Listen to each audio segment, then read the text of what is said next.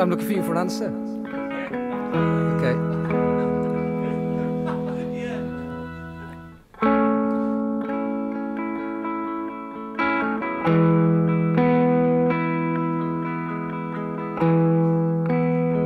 Kelly Jones, thank you very much.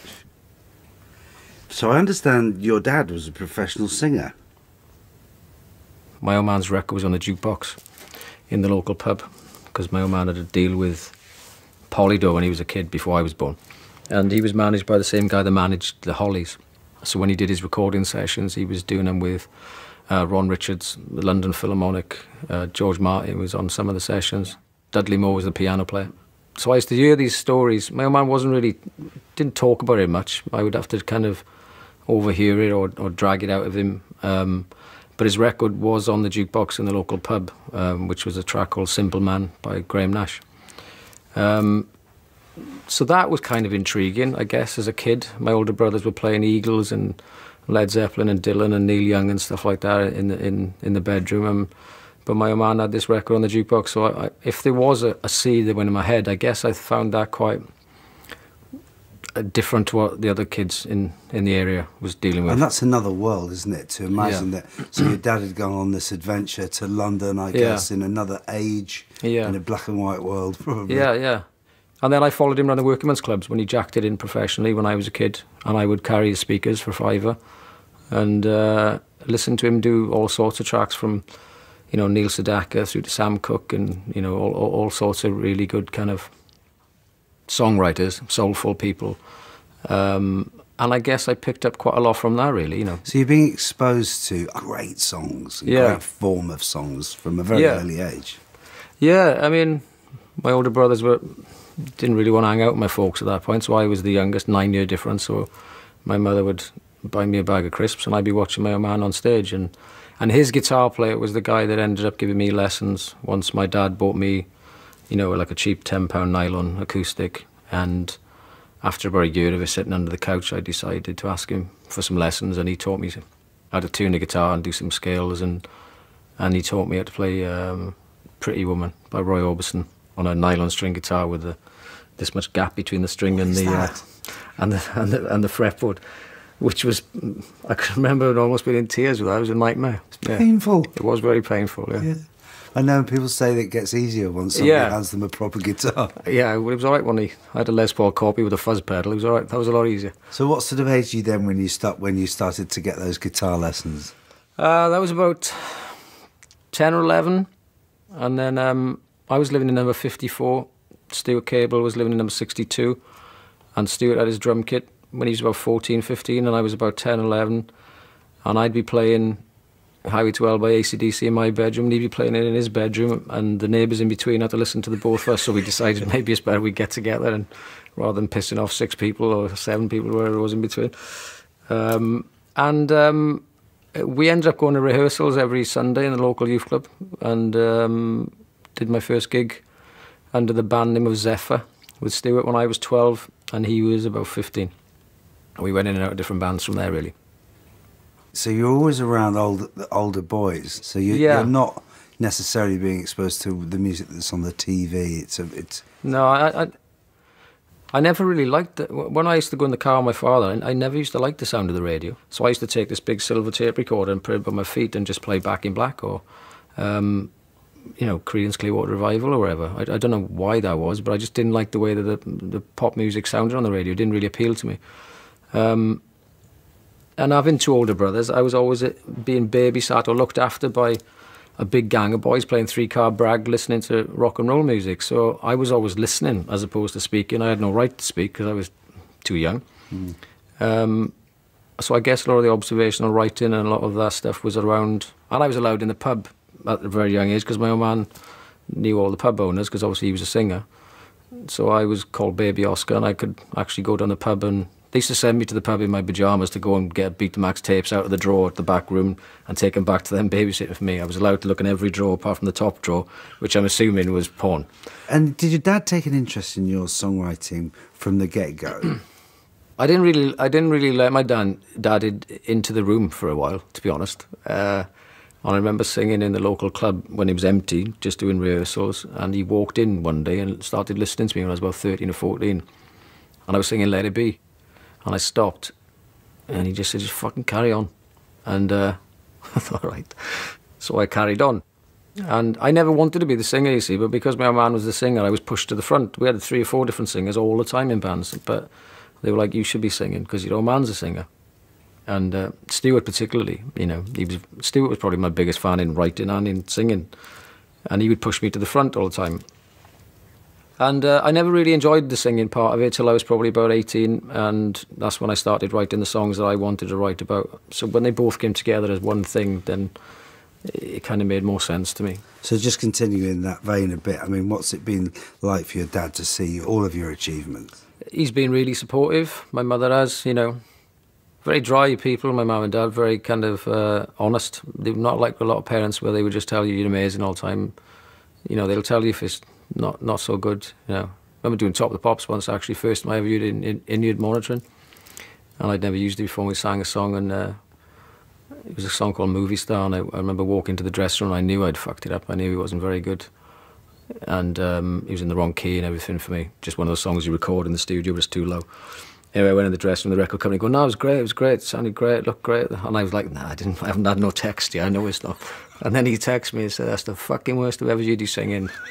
And I had to hit the bar in the hotel, first with my fucking head and then with a bottle, because it was shite. But they're very honest with you, you know. And I liked that, you know. And that was kind of come round now, 20 years later sort of thing, when my dad did graffiti on the train, I could see he was very taken by that as an album. But the first song I ever seen him look at me in a rehearsal room, like he's packing up his bag of leads, because I obviously didn't wind him up properly for him, and the jack plug was probably going to fucking break when he was on his gig. I remember there was a song called Poppy Day I'd written, which was about stuff in Northern Ireland, all that. Probably recognised it because my brother and stuff, so I remember him looking up and seeing that, yeah. So can you tell me about writing Traffic? Traffic was, most of the Word Gets Round had been written and recorded. On that album we would jump in and out of different studios in the middle of our first ever British and European tours, or American, wherever we were going, when the record company first signed us. And we hired a Ford Mondeo. I remember hiring a Ford Mondeo, and I can remember the smell of that car, that plastic inside a Ford Mondeo. And I had to always sit in the back with the bass drum, because I was a crap map reader and they wouldn't trust me fucking driving. So I was always in the back with the bass drum, and we were literally stuck in a traffic jam, probably on the way to do a session. I think it was in Parr Street in Liverpool. That's where we recorded it, and I just remember looking out the window in a traffic jam and seeing this one woman driving a car. And it stemmed from simply, where is she going? And then trying to come up with as many different scenarios as I could of what that woman could be, if she was a woman at all, or, you know, is she, you know, a call girl? Is she a teacher? You know, is she a nurse? Whatever. And it just kind of, it was the first question kind of song I wrote, where you're asking all these questions to the audience, and then at the end, or in the choruses, it kind of wraps itself up in, is anybody going anywhere, really? And in the metaphor of a traffic jam. And that song kind of blew my mind, really, because I didn't really understand where the fuck that came from, or how I even wrote that at 21. I think I was 21, 22. Because I remember presenting it to the boys, and they kind of go in. It was different to the rest of the Word Gets Around. He was almost ready for the next record, sort of thing. So it was a segue kind of song, you know. It's kind of a country song, really. You know, I kind of, most of my writing does stem from kind of country style writing. You know, Eagles, Creedence, that kind of thing. It's got that kind of country G and C minor, you know, all that kind of stuff in it.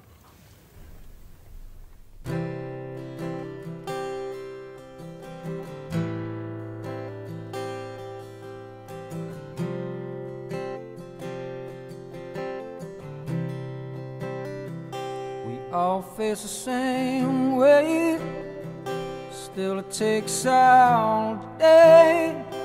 Take a look to my left, pick out the worst and the best. She paints her layer greasy and thick, another mirror stare. She's going where?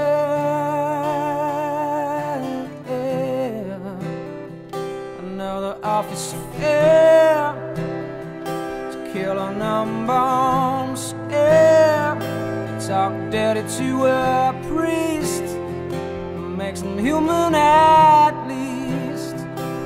She running away to start a brand new day. How's she going home?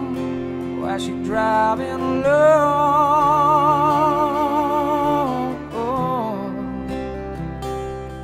Is anyone going anywhere?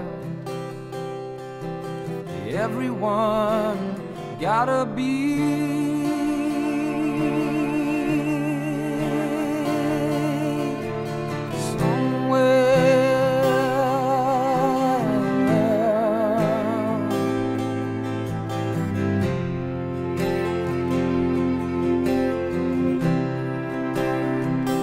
got a body in the boot, just bags full of food. Those are models' legs, but other women's out there men's. She shouts down the phone, Mr. Payment on the loan. She gotta be above the rest, keeping up with the best.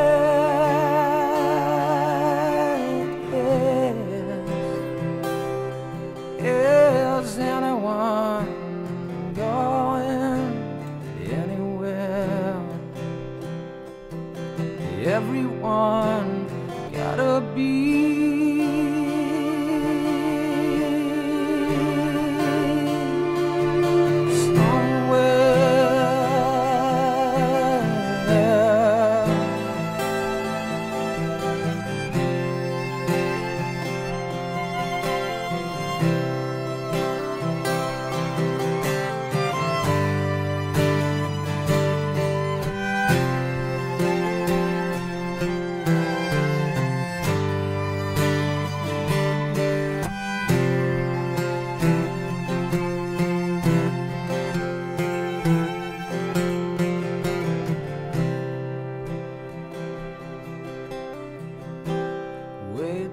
tables for a crook. You wrote a hardback book to teach kids how to read, or sell your body on the street. I'm just without a job, another uptown snob. But have I got you all wrong? When looking you up,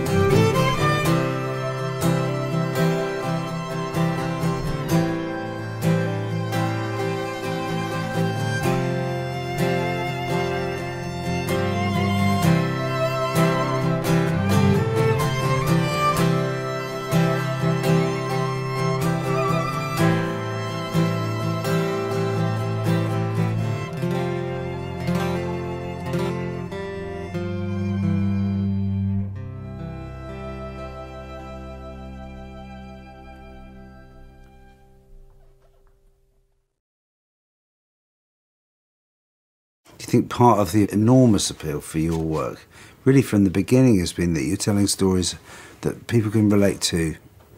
Where I was living, it was such a small town. There was one road in, one road out, and it was literally like living in a goldfish bowl. So you'd hear lots of people telling stories all the time, and I was quite fascinated by those stories. And Sometimes they were tragic, sometimes they were very, very funny, and most of the time people were drunk telling them. And I always thought a song had to have a beginning, a middle, and an end, you know, and tell you where we start and tell you where we're going, and then at the end there's some sort of resolution. That's the way I liked songs. I didn't really like just throwaway lyrics, you know. I wanted to write something that people would stop and listen to. I've never really wanted to write any song that I didn't feel or experience firsthand. I think people have got an incredible bullshit detector, and I think if you're going to sit in that room and say, I'm going to write a hit today, I know some people do that for a living, but I don't really want to do my work like that. I wouldn't believe a guy who painted a painting and just thought he was doing it to make money. I think that's a different thing altogether, you know. All the best films you like, all the best songs you like, all the best paintings you like, they've come from a place which people have really felt or meant, or felt pain, joy, mystery, wherever it might be. It's come through you. You know, sometimes you don't choose it, it chooses you sometimes, and it just channels through you, and I really kind of believe that. I think if you're going to contrive it, I think people can feel it. Looking back, you achieved some pretty big success quite quickly. And suddenly you've got a big audience and you're doing big live shows. What's it like seeing 25,000 people singing your words back at you? It was, I guess the first time I experienced it was, we had like Cardiff Castle and then the Morpher Stadium thing, and then it went quickly to like headlining Glastonbury on a Saturday night in the Pyramid Stage, and there was like 90,000 people there, you know. I was on a headlining our third album.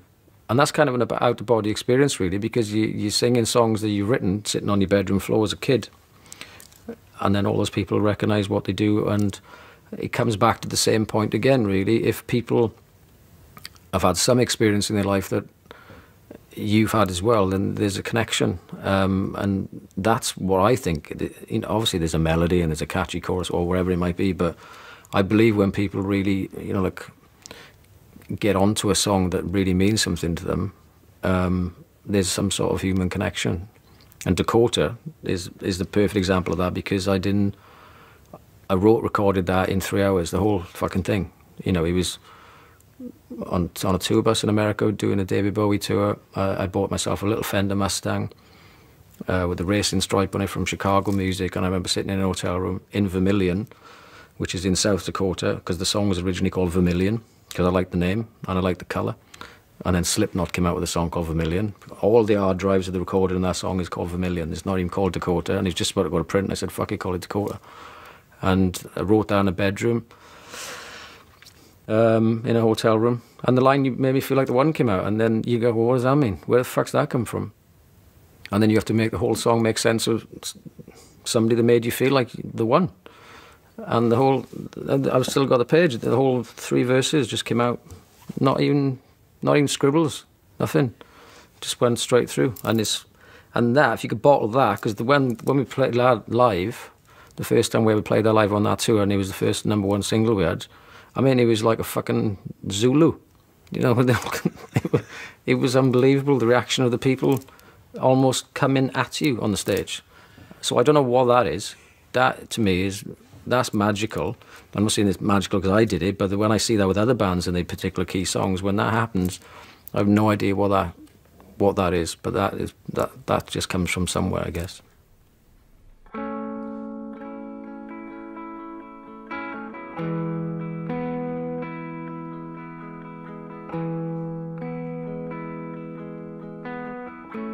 You make me feel like one. You make me feel like one. You want. You make me feel like one. You make me feel like one. You want. I don't know where we are going now.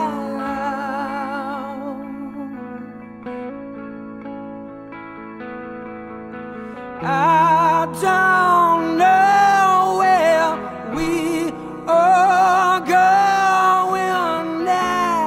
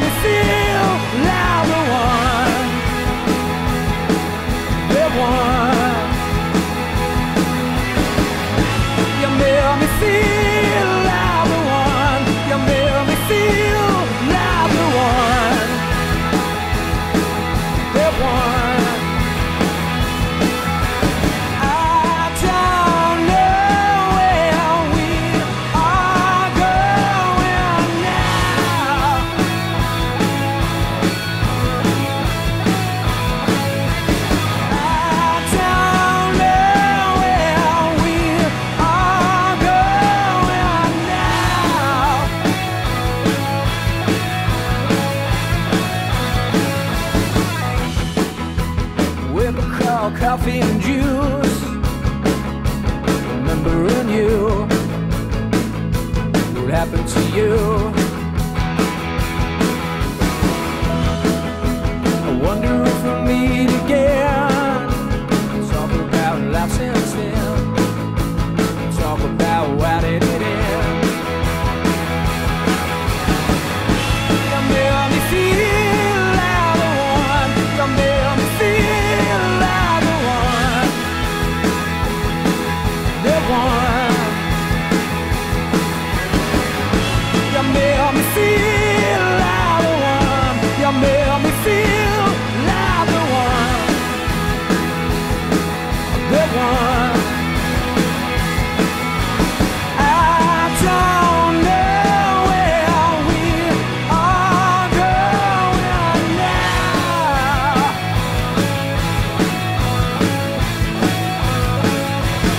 I don't know where we are going now.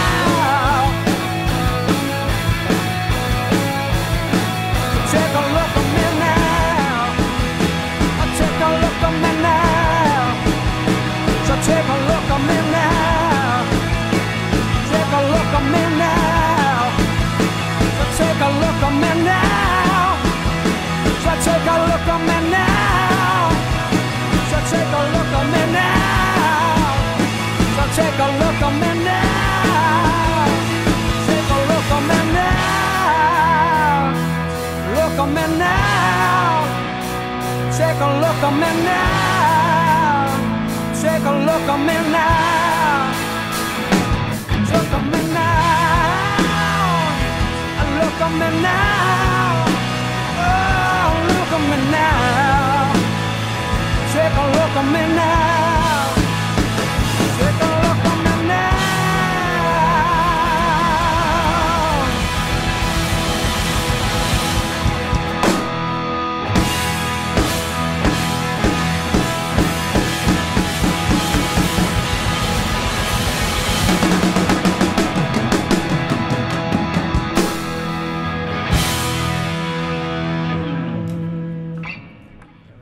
I remember certainly from my point of view as in the audience thinking, this is the perfect record for this band. It felt like a game changer. Yeah. And so to hear you say that it happened so naturally, I hope you'd forgive me for thinking that it might have sounded like, right, we're going to really do something a bit different. I'll show you, right? Yeah. I'll show you something on this, because all that song is, it's basically Traffic sped up. Traffic is there. And then Dakota's that. And because I knew the Traffic was going to be doing something for me, when that song came about, it's a bit like when I heard the stories of like Knock on Wood and Mustang Sally and all these songs where all the old soul guys would just turn the same song backwards and then they get another fucking record out of it. I'd never tried that, and I did that one day, and then this other melody came, and it was almost spoken, and literally when that line, "You made me feel like the one," came, the whole thing changed, and it was very, very natural. But it's the only song I've ever written where I text the record company guy and I said, I think I just wrote a hit. It's the only one I've ever had, and I had it right. Up until then, I thought some of the other tracks on the record should have been released, but they never fucking picked them. Is it harder writing fast songs? I think you get into a habit of enjoying writing mid-tempo songs, because if you write on acoustic, you tend to write a lot of that. And that's why on that Bowie tour, when I was watching him every night and he was doing all the Trent Reznor stuff, I'm Afraid of Americans and all that, and then I did some shows with the Strokes in Japan, and at that point we were doing a soul record. You got to go there to come back. I had 3 backing singers with fucking 8-piece band, rugs all over the floor, lava lamps, joss sticks. And I said, fuck this is all got to go. And we burnt them. We chucked all the rugs off a ferry. We set them on fire and threw them over the side of the boat and fucked that. And we went back to a 3-piece, chopped all our hair off. And I didn't write another song on an acoustic guitar. I bought all Fenders. I ditched the Gibsons and just changed my tools.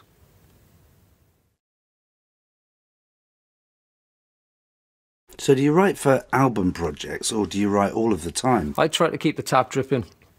But then people think that I'm doing it all the time. I'm not, you know, a lot of the time in between records, I purposely won't pick up a guitar for months, because then when I do pick it up, I'll find something or go to some place. I don't walk around with notebooks. I'm not recording everything I'm saying. I haven't got notebooks beside the bed. It ain't like that, really. It's just a case of I recognise when I need to press the red light on my phone or on a tape recorder. If I just pick it up and something happens, I'll just press record if it's worthwhile. My biggest flaw is I never listen back to half of it. So when I come in to do new albums, we have to listen to about 90 ideas, and most of them are nothing, and some of them are something. I wouldn't say it was measured. I would just say that I recognise the feeling when it happens. That's the only way I think that's a describe really it. great way of putting it. I can feel it when something's about to happen in that way.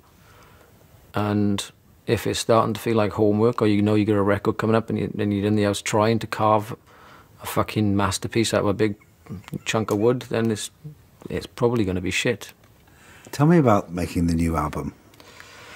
The new album was the last 3 albums particularly have been great because it was the first time we had our own studio, and to be able to go on a regular basis to chip away stuff is a lot nicer than having a clock ticking and a producer saying I've got to be out here to go to the next session. So on that side of things, it's been very freeing, and in that way you can make lots of different styles and types of songs which don't necessarily go together and you don't feel boxed in. So I really enjoyed that part of it. And there's a lot of different styles of songs on the record, you know. Well, specifically, let's talk about Caught by the Wind. Yeah. Caught by the Wind, again, goes from the C to the A minor. It was a song that I wrote on the piano, so I didn't know I was going from the C to the A minor to the F again, but I was. And I felt it was a very strong piano melody, and I thought it was worthwhile exploring it to a degree where this could be a good song because the melody was good. I didn't want to write anything lyrically that didn't really mean anything. And it was just after all the stuff that happened in the Bataclan, and I'd played the Bataclan when I was a kid, and I've written like bits of screenplays about visiting the Bataclan and stuff like that, so it did hold a lot to me, that place, that venue. I remember hanging out there a lot when we were on 1997 tours and stuff. So when the thing happened with the Eagles of Death Metal, it affected me because people had come into our work environment, if you want to call it that, and hurt people who go out to have a night off and celebrate stuff in life. And I thought about it, and there was a lot of that stuff going on at the time, and it still is, obviously. And the first couple of lines, I was also reading an article in a newspaper about Goldilocks and the wolf in the forest and stuff like that, about some storyteller one day. And I just thought, you know, the wolves in the woods don't play by the rules, and from mouth to ear, everything's possible. I thought the song was going to become a little bit darker than it ended up, and then I started making the chorus be a lot more celebratory, really, about people celebrating the innocence of their youth, and whether you're just lying on the grass looking up at aeroplanes or all these images I remember when I was a kid. Again, going back to the imagery of youth, really, from that age between about 14 and 18, where everything felt golden in many ways, you know. Yeah. And that came through in the chorus, so it was commenting on a real-life situation through people, but then rather than trying to hide from it and be anxious about it and change your life about what all this stuff does, he was almost going, well, fuck that, I'm not stopping living where I'm living because of that. And it almost got me out of it, because I was starting to think, oh, I'm not going to Paris on tour again. No, I'm not going there. I'm not doing this anymore, you know.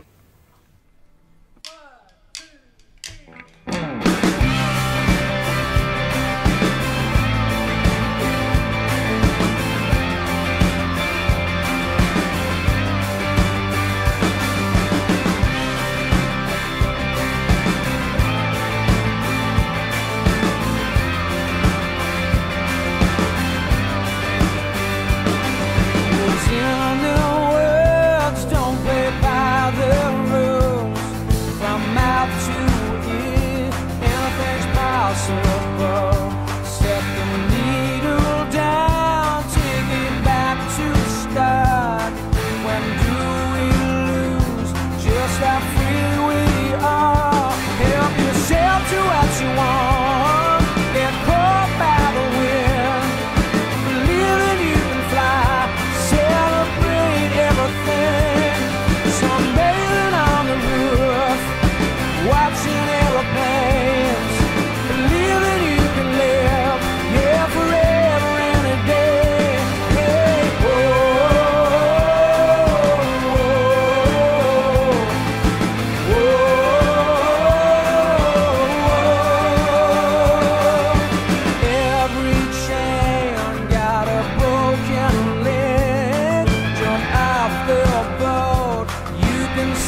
all sing. The swallows dive through the summer nights, something beautiful money just don't buy.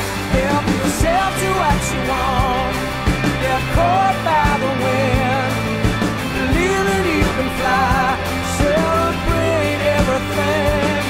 Sunbathing on the roof, watching aeroplanes, believe that you can live, yeah, forever and a day. Don't say it's over, it's never over. There's always time to change and start again today, right now. What's in the words, don't play by the rules. From mouth to ear, everything's possible. Help yourself to what you want, get caught by the wind, believing you can fly, celebrate everything. Sunbathing on the roof, watching aeroplanes, believing you can live, yeah, forever and a day. Oh yeah, oh yeah, oh yeah. Celebrate everything. Oh yeah, yeah, yeah. Oh, get caught by the wind. Oh yeah, oh yeah, oh yeah. Get caught by the wind.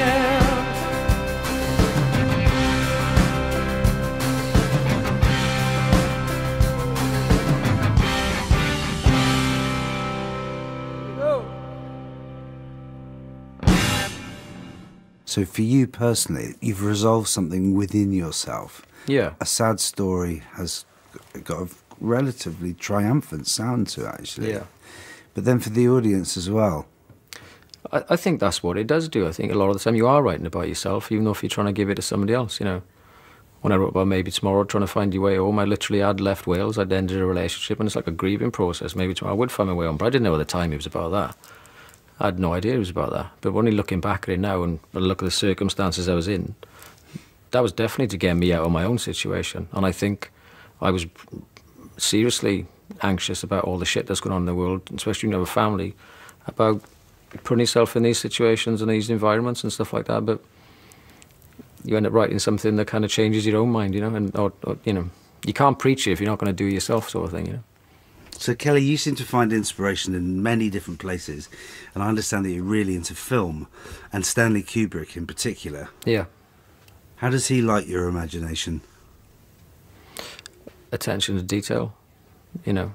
I think he said something like, well, are we going to do this or we're not going to fucking do this, you know.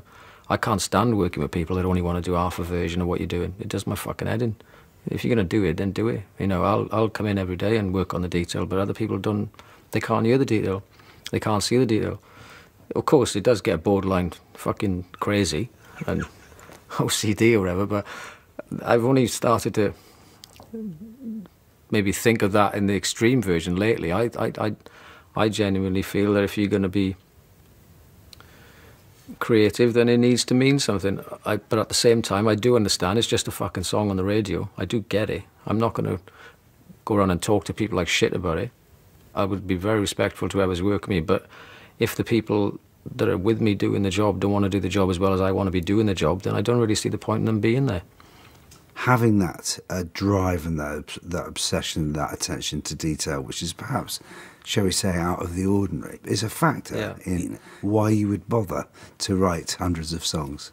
I'm really grateful. I'm in a band where, you know, Richard's always backed me up, and Adam and Jamie in the band, and Stuart was it. They always backed me up in my drive for that. I was the one saying we got to go back in the studio. I was the one saying I got another bunch of songs. So a lot of other bands would have an argument over that, but I never had that. I had support to back up whatever that was, if it was craziness or workaholic or whatever fucking tag you want to put on it. But I didn't feel in that because I feel really laid back about it. I don't feel frantic about it. My brain can get frantic when I'm in the middle of the project, but when I'm in touch with it, I just feel that's just a natural way of trying to get to the end of something. It's the process which is interesting. It's not, I don't really like listening back to a lot of it anymore. When I was younger, I used to enjoy listening back to it, but now I can't listen back to it without picking something out of it. So I prefer to keep moving and doing stuff with it, you know. And that's why the live thing is great for me now, because I've got 10 albums to pick from, and I can change and swap around that whatever I want, and there's lots of different styles of music. So it's about the attention to detail is important, because without it, then you wouldn't have any staying power. You have to put the work in to get something out of it, which goes back to the working class ethic and the drive and all that stuff. It all kind of comes back around on itself, you know. When you broke through, it's true to say it was a great scene at the time. Yeah. You know, so I remember very clearly that, you know, people were going into record stores and they had 20 bands to choose from. Yeah. There was really good stuff around. Yeah. It was a strong period, wasn't it? The landscape's very different now. There's not a scene, not like it was in the mid-90s and through 2000. There's not a scene for us in that sense, but there is a scene for, I guess, young people who are checking out music for the first time on Spotify and streaming services. You know, we go to countries in the world where we've never been before, and they're all, I think there's more people listening to music in the world now than there ever has been. So I think on that sense, I think it's very exciting, and I feel very proud and excited by the fact that, you know, our third single off our 10th album is playing alongside Rag and Bone, second single on his first album, on the radio, and we're still making records that are being played on the radio, and there's contemporary, and we're not banging on about fucking some seminal album from 1998, you know. It's not about that for me. Can you tell me about What's All the Fuss About? I think What's All the Fuss About is about, the first verse anyway in particular is, when I did the graffiti on the train tour across America, I didn't really enjoy it. It was like five weeks on a bus, and being on a bus wasting time, really. I had family at home, and it was starting to bring me down a bit, really. So when I got back home, I remember getting back home and picking up my oldest daughter from school at the gates, and I just remember her coming out, and she'd obviously felt the same as me, and I'd felt the same as her, and when she met me, we couldn't say anything to each other. It was a really fucking weird, strong moment, which I can't quite forget what that was, but it was like an unspoken thing of relief on both ends, and she had like a red hairband and stuff like that. And then the song developed from that feeling, really, of, you know, you go around in this rat race. I don't really know why, because I don't really know what you achieved by it. You know, you hear this story in the 70s, you have to travel on a bus to break America, all this fucking crap, or whatever, it's inbred into you like a damp injection, because all it does is make you feel fucking damp anyway. And I came back and I just felt, this is what makes me feel more alive. And I guess the song then questions from boyhood to adulthood, and goes in and out of many different things, really, and it's kind of dressed up in a Windmills of My Mind kind of song and Leonard Cohen kind of poetry sort of thing at the end, and the atmosphere of the song just took off and took over, really, and it asks a lot of questions and a lot of expectations in your life that you all have to live up to, or we believe we have to live up to. And I guess at the end the question is, well, what the fuck's it all for? You know, I guess it's a bit of a meaning of life song, but I wrote this sitting in my car waiting for my daughter in film school, fucking 2 hours in Balham. 2 hours very well spent. It was all right. It was a good back half of the song. Fantastic. Kelly Jones, thank you so much.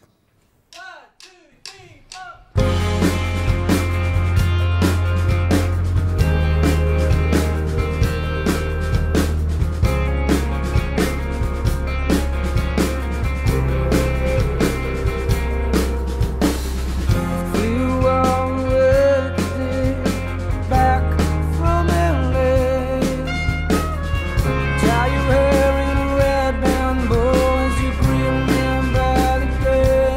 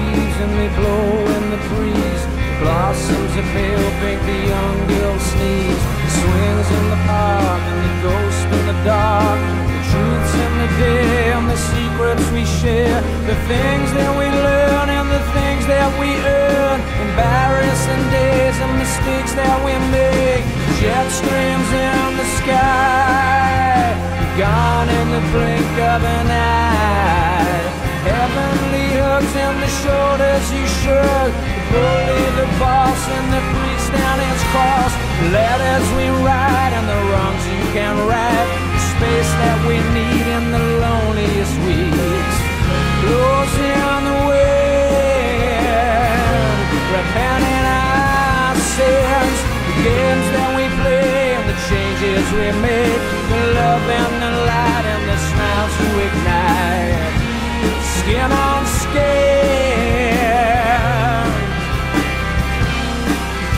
The life that we chase, it feels like a race, get to the place with the pride and the grace. It's hard to replace the touch of your face when you're so far away. Are you lost or you found on this merry-go-round?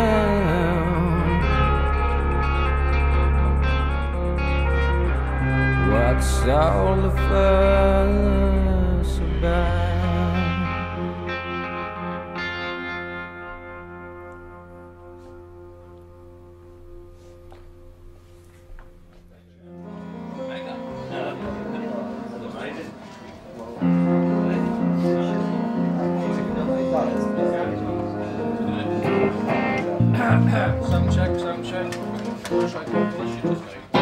Okay.